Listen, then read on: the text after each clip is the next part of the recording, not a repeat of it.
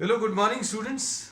Today in 11th class mathematics, we are continuing our discussion on coordinate geometry. We have discussed uh, distance formula. हम लोगों ने distance formula discuss कर लिया है. क्या था?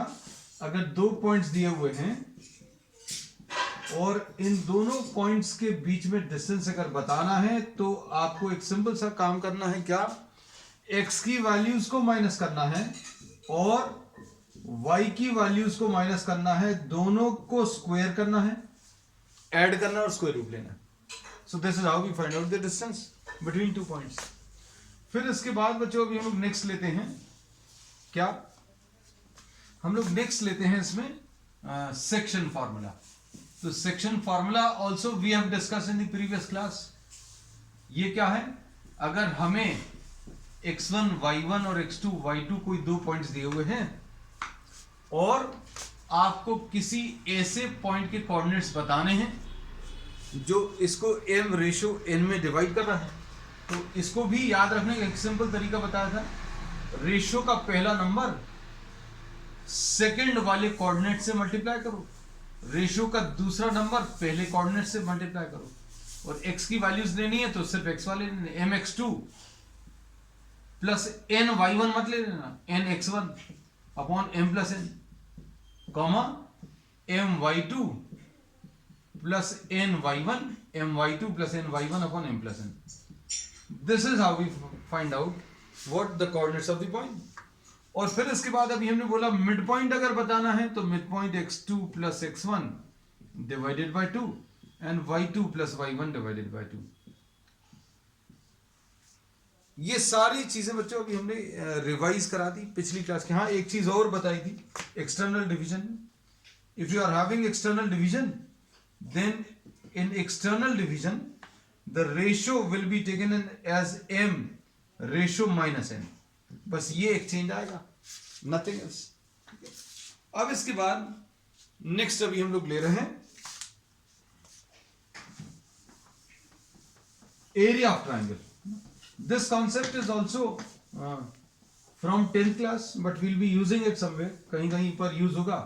अब since we are starting coordinate geometry, तो अभी हम लोग यही मानकर चल रहे हैं कि आपने 10th क्लास में भी अच्छे से नहीं पढ़ा. So we'll have a quick revision of everything.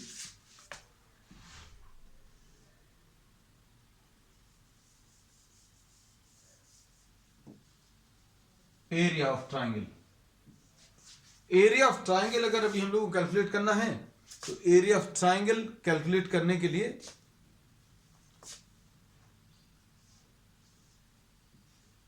Suppose these are the 3 points and the coordinates of these 3 points are x1 y1 x2 y2 and x3 y3. These are the 3 points. अब अगर आपको इसका area calculate करना है तो area calculate करने के लिए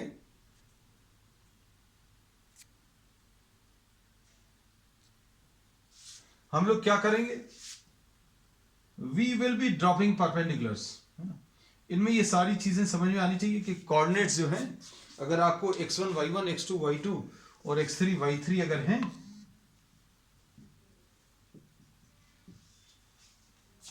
तो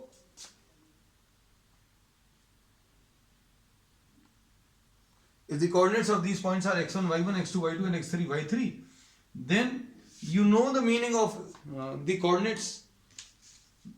We know that this distance will be what? x1, and this distance will be x2, और ये वाला distance बच्चों क्या? x3 आ जाएगा. तो x1 x2 और x3 मार्क कर लिए. अब इसके बाद y1 y2 y3 मार्क करो.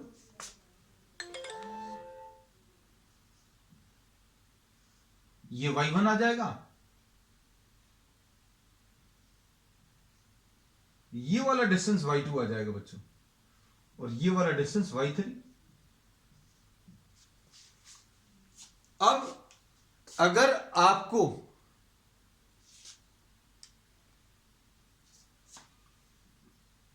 एरिया ऑफ द ट्राइंगल निकालना है। तो एरिया ऑफ द ट्राइंगल निकालने के लिए we will be making use of area of trapezium. अब कौन सा वाला ट्रेपीजियम देखो अच्छे से,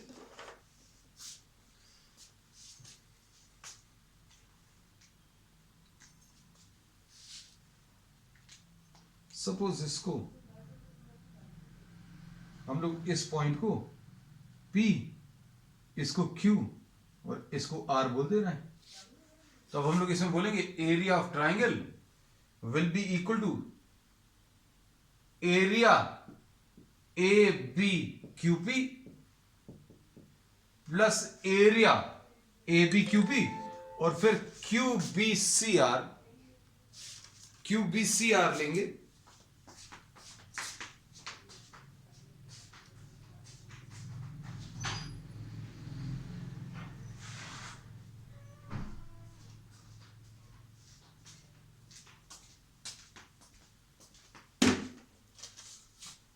इसमें एरिया ऑफ कौन कौन सा,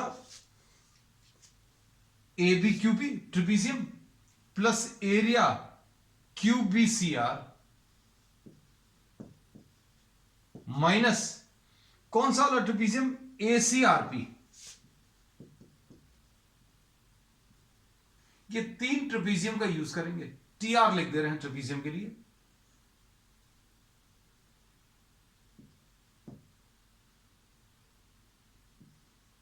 trapezium QBCR minus area trapezium ACRP. अब ये ट्रेपीजियम्स का एरिया अगर आपको कैलकुलेट करना है, देखना ध्यान से, कौन सा वाला ट्रेपीजियम, देखना ट्राइंगल ए बी सी अगर चाहिए, देखना हम लोग पहले ये वाला ट्रेपीजियम ले लेंगे। कौन सा वाला, ये वाला,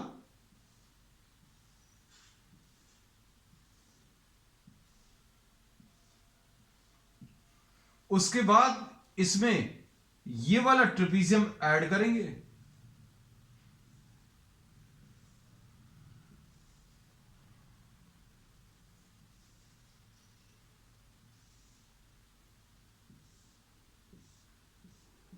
अब ट्राइंगल एबीसी अगर निकालना है तो अब नेक्स्ट काम क्या रहेगा बच्चों, इसमें ये वाला ट्रेपीजियम माइनस कर दे।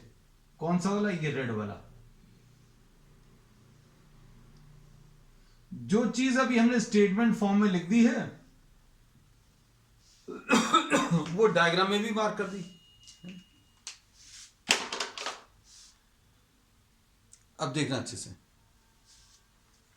इसमें ट्रेपीजियम का एरिया कैसे मिलता है, area of trapezium is half sum of parallel sides into the distance between parallel sides.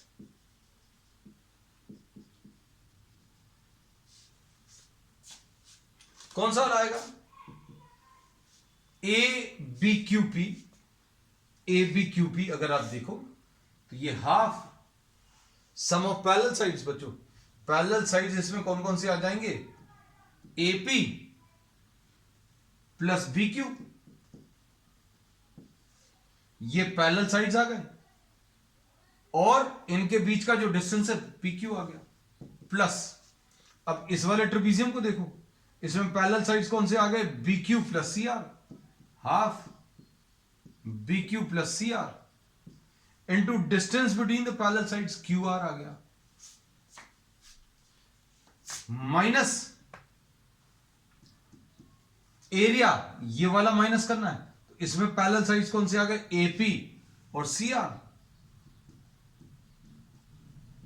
Into distance between parallel sides, ये पैरेलल साइड्स के बीच का डिस्टेंस पी आर आ जाएगा। अब क्या मिलेगा, half AP plus P Q. AP कितना बच्चों, ये लिखा होगा y1 प्लस y2, ये लिख लिया। फिर पी क्यू कैसे मिलेगा बच्चों, तो पी क्यू अभी हम लोग बोलेंगे ये x2 है, ये x1 है, तो ये कितना आ जाएगा x2 माइनस x1 प्लस, उसके बाद क्या मिलेगा, हाफ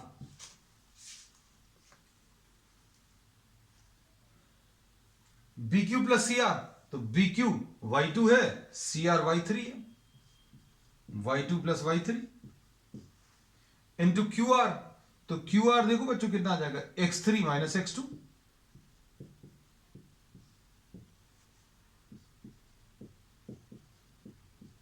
ये वाला डिस्टेंस कितना था, x2 माइनस x1।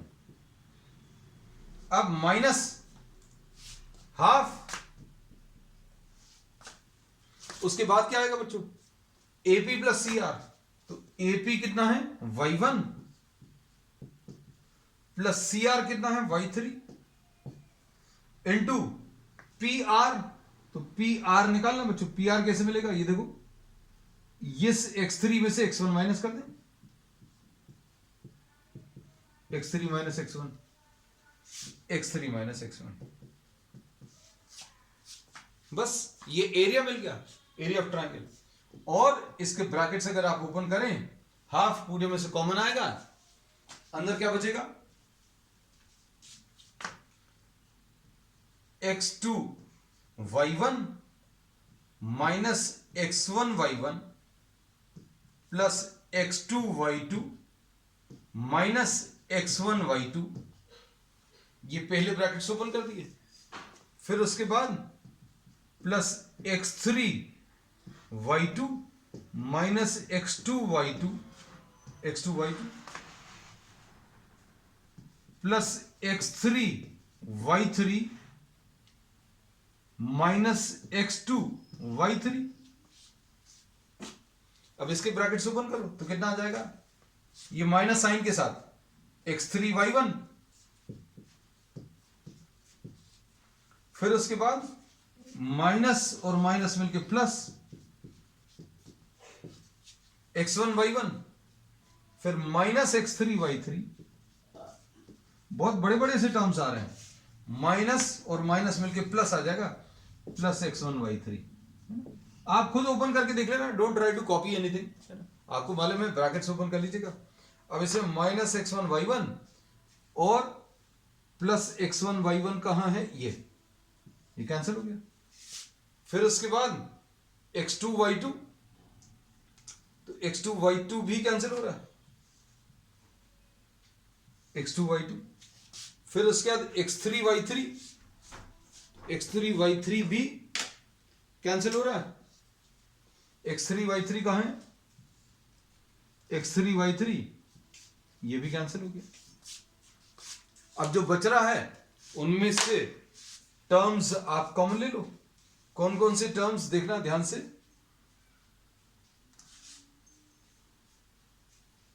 ये x1 वाले टर्म्स हैं, ये x1 वाले टर्म्स हैं, so we'll write down the area somewhere here.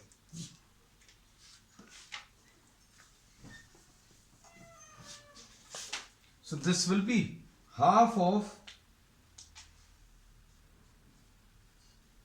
area of triangle will be equal to half of, इसमें से क्या चीज कॉमन आएगी बच्चों, देखो x1, इसमें since we are dealing with area, तो एरिया पॉजिटिव ही आने वाला है, तो इसमें अभी हम लोग ये वाला साइन जरूर लगा देते हैं कि जो भी आंसर आना है उसकी एब्सोल्यूट वैल्यू, इसका मतलब क्या है, अगर नेगेटिव वैल्यूज भी हैं then the answer is to be specified as positive, answer इसका पॉजिटिव ही बताने वाले हैं, है ना, तो ये चीज ध्यान रखना। अब हम लोग ये ब्रैकेट नहीं लगाकर इसकी एब्सोल्यूट वैल्यू लिख दे रहे हैं। अब देखो टर्म्स को थोड़ा सा रीअरेंज कर लें, इन दोनों में से अभी हम लोग क्या कर रहे हैं बच्चों, माइनस x1 कॉमन ले रहे हैं, माइनस x1 कॉमन लेंगे तो y2 माइनस y3,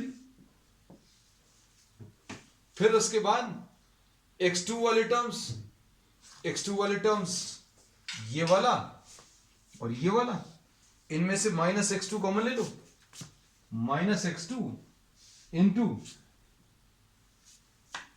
क्या मिलेगा, y3 minus y1,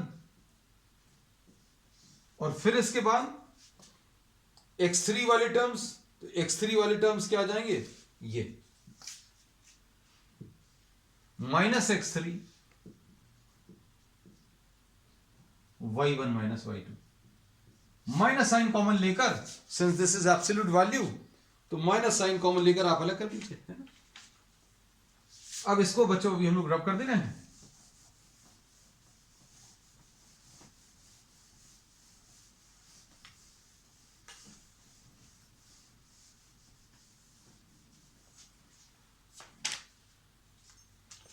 Area of triangle will be half x1 into y2 minus y3 plus x2 into y3 minus y1 plus x3 into y1 minus y2, ऐसा कुछ आ गया। Absolute value है, अगर इसमें भी अभी नेगेटिव वैल्यूज आएंगी, you will have to specify positive as the answer, है ना। अब इसमें ये कोऑर्डिनेट्स बच्चों कैसे याद रखना है कि ब्रैकेट के बाहर x है, अंदर y है।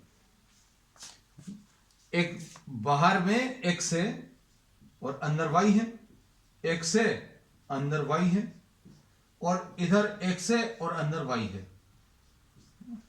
अब हम लोग क्या बोलते हैं, बीच में ये माइनस साइन है और ये हाफ है, तो कैसा लिखेंगे, 1 2 3, साइक्लिक ऑर्डर में बच्चों 1 2 3, 1 2 3 लिखो, फिर उसके बाद 1 2 3 लिखने के बाद 2 3 1, उसके बाद 3 1 2, 1 2 3 2 3 1 3 1 2। This is how you can remember the result. तो अभी हम लोग क्या बोल रहे हैं बच्चों, समझ आया। हमने बोला कि बाहर x है, अंदर y की वैल्यूज है, बाहर में x है, अंदर में y की वैल्यूज है। सफिक्स क्या है, सफिक्स भी अभी हमने बता दिए। सफिक्स बच्चों 1 2 3 2 3 1 3 1 2, इसी ऑर्डर में आपको प्लेस करने, 1 2 3 2 3 1। आपको 1 2 3 से नहीं स्टार्ट करना, 2 3 1 से, तो 2 3 1 पहले ही लिखा जाएगा। So no issue at all, लिखने सारे हैं। अब इसके बाद इसमें जो कॉन्सेप्ट अब यूज होगा वो क्या है,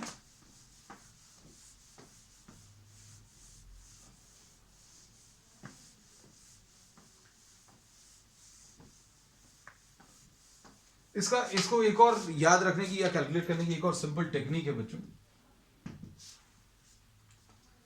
वो क्या, आप डिटर्मिनेंट्स से कैलकुलेट कर सकते हैं। Determinants we have studied in mathematics, sorry we'll be studying in mathematics in 12th class, और फिजिक्स में अभी हमने आपको बताई दिया है वेक्टर प्रोडक्ट्स में। तो अभी हम लोग इसको ऐसा भी बोलते हैं कि अगर आपको कैलकुलेट करना है तो अभी आप x1 y1 x2 y2 और x3 y3 ये ले लो, यहां पर 1 1 और 1 लिख लो, ठीक है। आप पहले कोऑर्डिनेट्स लिख लो तीनों पॉइंट्स के, और लास्ट में 1 1 और 1 लगा दो। फिर सॉल्व करने का तरीका क्या है बच्चों, सॉल्व करने के लिए आप किसी भी रो के अबाउट इसको एक्सपैंड करके सॉल्व कर सकते हैं। बस ये चीज अभी हम थोड़ी सी नई पढ़ेंगे, x1 इंटू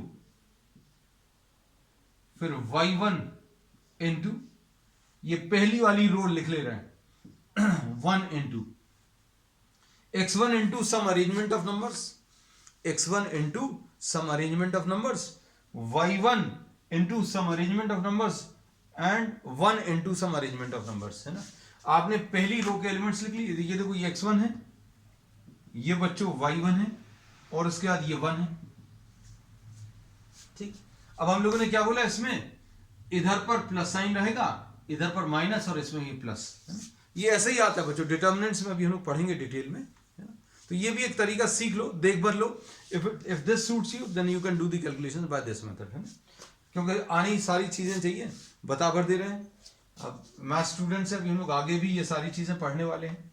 तो अभी हमने क्या बोला, फर्स्ट रो के एलिमेंट्स लिख लो, x1 लिख लिया, y1 लिख लिया और 1 लिख लिया, और ये पहले में प्लस, दूसरे में माइनस, और फिर तीसरे में फिर से प्लस, ऑल्टरनेट कर लिया प्लस माइनस, और x1 into some arrangement of numbers. अब ये अरेंजमेंट ऑफ नंबर्स कैसे मिलेगा, remove the row and the column in which x1 is present. x1 जिस लाइन में है और जिस वर्टिकल लाइन में, जिस हॉरिजॉन्टल और जिस वर्टिकल लाइन में, उसको हटा दो, क्या बचेगा वो लिख लो। ऐसे ही करो आप y1 के साथ, y1 के साथ मतलब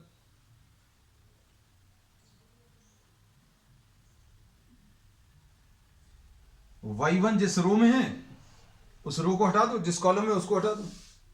मतलब किसको हटाएंगे? y1 जिस रो में उसको हटा दो, जिस कॉलम में उसको हटा दो, तो क्या बचेगा वो लिख लो। y1 जिस लाइन में है, हॉरिजॉन्टल लाइन में, उसको हटा दो, जिस वर्टिकल लाइन में उसको हटा दो, तो क्या बचेगा उसको लिख लो। x2 1 और x3 1। फिर 1 ऐसी 1 को देखो, 1 जिस हॉरिजॉन्टल लाइन में उसको हटा दो, जिस वर्टिकल लाइन में उसको हटा दो, क्या बचेगा? x2 x3 and y2 y3। अब क्या करेंगे? जैसा क्रॉस मल्टीप्लीकेशन मेथड में लेते थे, दिस इनटू दिस,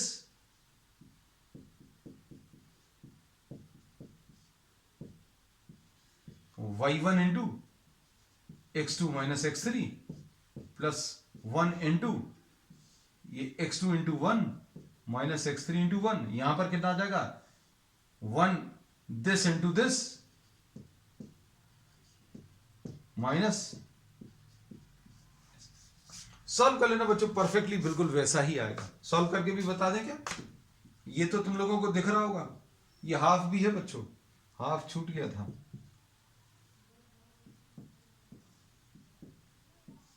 हाफ, ये पहला टर्म तो मिलता हुआ दिख रहा है, दूसरे वाले टर्म्स नहीं दिख रहे, तो थोड़ा सा मेहनत करनी पड़ेगी। Minus y1 x2 minus plus x3 y1 plus x2 y3।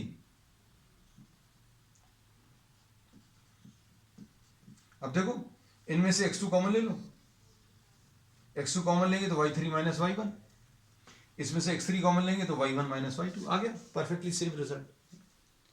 अब इसके बाद कोलिनियर पॉइंट्स के लिए अच्छे सुनना, कोलिनियर पॉइंट्स के लिए एरिया ऑफ ट्राइंगल बच्चों 0 होता है। फॉर कोलिनियर पॉइंट्स, देखो अगर हमने एक ट्राइंगल बनाया है ना, तो इसका तो एरिया आएगा, लेकिन ये तीनों पॉइंट्स अगर एक ही लाइन में आ गए, if all the 3 points lie in the same straight line, then what will happen? तो अब हम लोग बोलेंगे for collinear points, collinear points के लिए क्या बोल सकते हैं बच्चों? Area of the triangle will B 0। Area of triangle 0 आएगा।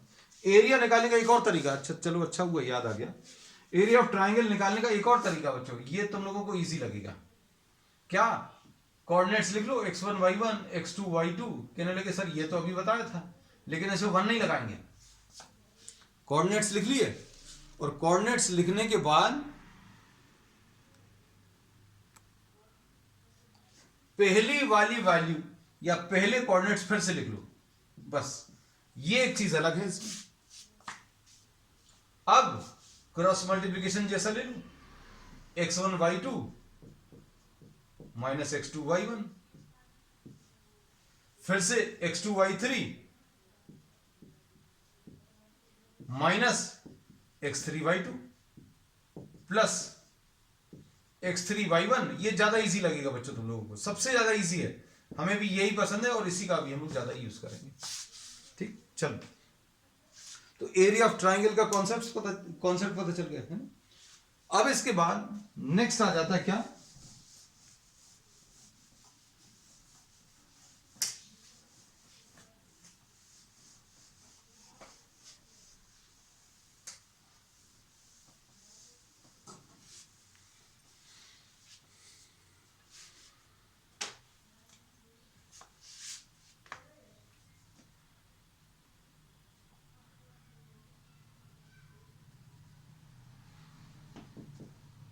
सेंट्रॉइड,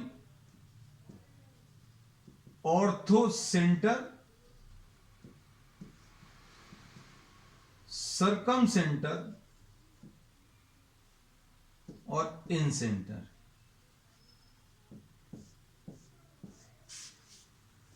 ये कुछ पॉइंट्स इंपॉर्टेंट है जो अभी हम लोग आगे के टॉपिक्स में कहीं कहीं पर यूज करेंगे। तो ये क्या है, centroid is the point of intersection of medians.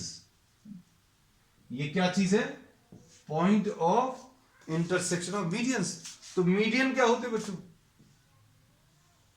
Median क्या होता है, किसी वर्टेक्स से सामने वाले साइड का middle point, mid point of opposite side, इसको ज्वाइन करने वाली लाइन जो है वो मीडियन है। बहुत सारे बच्चों को कंफ्यूजन रहता है, तो ये सारी चीजें अभी हम क्लियर कर दें। फिर अब इसके बाद ऑर्थो सेंटर। तो ऑर्थो सेंटर अभी हम लोग बोलेंगे, it is the point of intersection of altitudes, point of intersection of altitudes. Altitude क्या होता है बच्चों, इस ऐसे ही ट्राइंगल बना ले रहे हैं, ये फर्स्ट वाला है, फर्स्ट वाले के लिए डायग्राम ये वाला है। फर्स्ट वाले के लिए डायग्राम अगर अभी हम लोग ड्रॉ करें तो ये देखो, इसका ये भी एक मीडियन, ये सेंट्रॉइड आ जाएगा, सेंट्रॉइड। इसको सपोज अभी हम लोग जी से रिप्रेजेंट कर रहे हैं, तो ये जी आ गया। चलो अब सेकंड ऑर्थो सेंटर को सपोज अभी हम लोग ओ से रिप्रेजेंट कर रहे हैं, तो सेकंड वाले के लिए डायग्राम कैसा आएगा, ऐसी कुछ डायग्राम ले रहे हैं।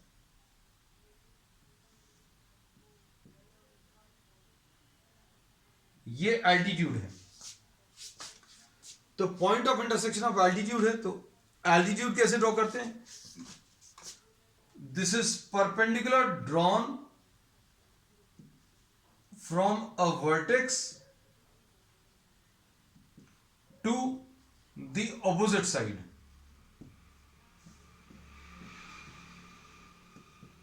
और अब इसके ऊपर परपेंडिकुलर ड्रॉ करो बच्चों, किसके ऊपर, इस वाले साइड के ऊपर। तो इस वाले साइड के ऊपर अगर परपेंडिकुलर ड्रॉ करना, तो ये परपेंडिकुलर ये आ जाएगा, इसके ऊपर एल्टीट्यूड ये आ गया, इसके ऊपर एल्टीट्यूड ये आ गया, दोनों जहां पर इंटरसेक्ट करेंगे ये ऑर्थो सेंटर आ जाएगा। इधर से एल्टीट्यूड ये वाला आया, इसमें थोड़ा सा कंफ्यूजन रहता है बच्चों। अच्छा, इसके लिए डायग्राम थोड़ा सा सिंपल बना दे रहे हैं, क्यों अननेसेसरी इतना, और सिंपल डायग्राम ले रहे हैं, तुम लोग कंफ्यूजन नहीं हो। वैसे ही तो तुम लोग बहुत परेशान रहते हो।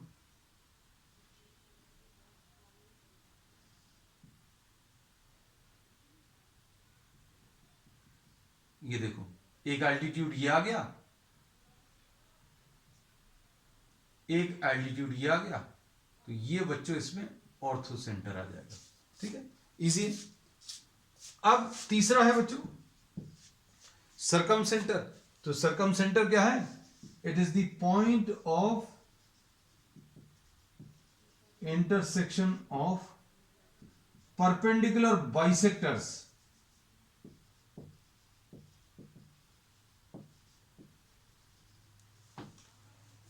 This is the point of intersection of perpendicular bisectors of sides, है ना। अब perpendicular bisectors of sides अगर लेने,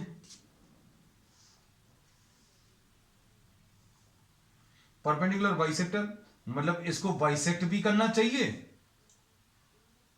और परपेंडिकुलर भी होना चाहिए, है ना। तो यहां कहीं पर ये आ जाएगा perpendicular bisector. This is perpendicular bisector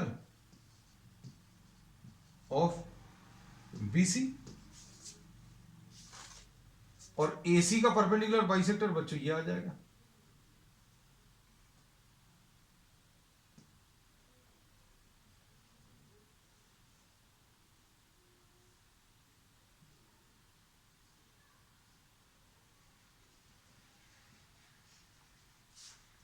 तो ये सरकम सेंटर आ जाएगा। इसको सपोज सी से रिप्रेजेंट कर दे रहे हैं, सी से नहीं, इसको सपोज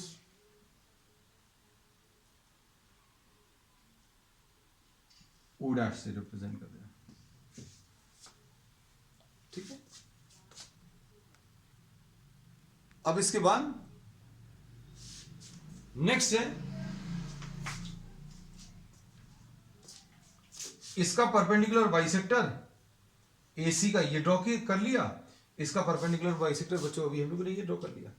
अब इनका पॉइंट ऑफ इंटरसेक्शन ये सर्कम सेंटर आ गया। अब इन सेंटर क्या है, अब इनको बच्चों अभी हम लोग क्या बोलते हैं, ये इस पॉइंट को सेंटर लेकर अगर आप सर्कल ड्रॉ करेंगे then this will pass through all the 3 points.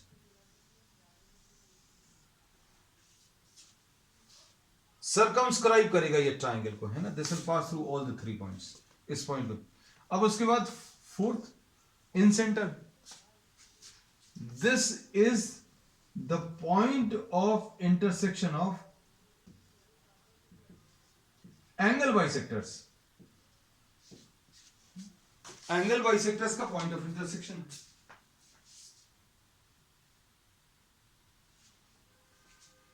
This is the point of intersection of what? Angle bisectors. अगर आपने इस एंगल का बाइसेक्टर लिया और इस एंगल का एंगल बाइसेक्टर ले लिया तो ये जहां कहीं पर भी इंटरसेक्ट करेंगे वो इन सेंटर रहेगा। This is what in centre. In centre को I से रिप्रेजेंट करते हैं और अगर आप एक सर्कल ड्रॉ करोगे इस पॉइंट को सेंटर लेकर तो ये तीनों साइड्स को टच करेगा ऐसा, इसलिए इसको इन सेंटर बोलते हैं, क्योंकि अंदर अभी आप सर्कल ड्रॉ कर सकते हैं।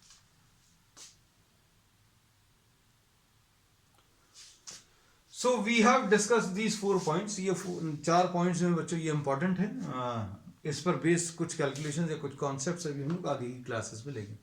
And from tomorrow we will be starting that portion which you actually have in 11th class. We will be starting with slope और ग्रेडियंट ऑफ अ लाइन। तो आज के लिए इतना ही। We will continue with the same topic on the next one. That's all for today.